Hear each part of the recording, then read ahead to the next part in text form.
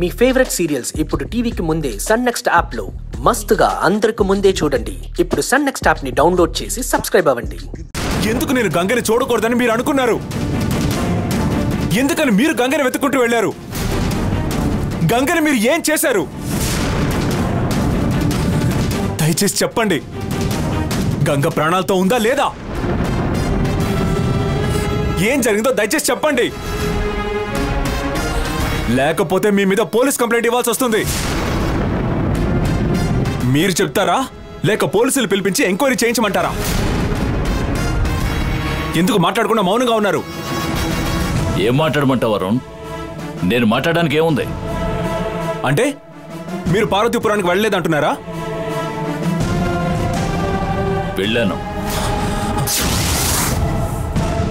గంగని పార్వతీపురం వెళ్ళమని చెప్పిందే నేను.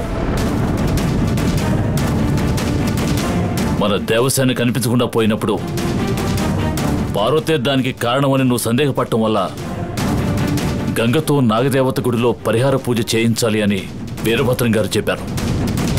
ఇంతకు ముందు వీరభద్రం గారు గంగతో యోగిని పూజ చేయించినప్పుడు ఇదే మీరు చేయించే ఆఖరి పూజ అవ్వాలి అని నువ్వు చెప్పావు.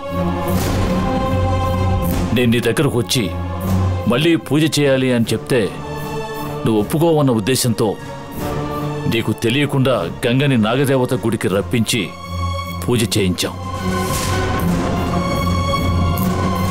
నువ్వు గంగని చూస్తే మేము చేయదలుచుకున్న పూజ చేయటం వీలు కాదని నీకు ఫోన్ చేసి నిన్ను అక్కడి నుంచి పంపించేశాను. ఇప్పటికే నేను సంపాదించిన పగ వల్ల నీకు సమస్యలు వస్తున్నాయని నువ్వు నా మీద కోప్పడ్డావు. అందుకని పరిహార పూజకి గంగని రప్పించిన విషయం నేను నీ దగ్గర దాచాల్సి వచ్చింది. మీరు చెప్పేది నిజమైతే పూజ అయిపోగానే గంగ ఇంటికి రావాలి కదా? ఎందుకు రాలేదు? నాగదేవత గుళ్ళో పూజ చేయించడానికి మాత్రమే తనని పంపించారా లేదా తనని కనిపించినంత దూరంగా పంపించేశారా? ఆ తర్వాత ఏం జరిగిందో చెప్తాను విను.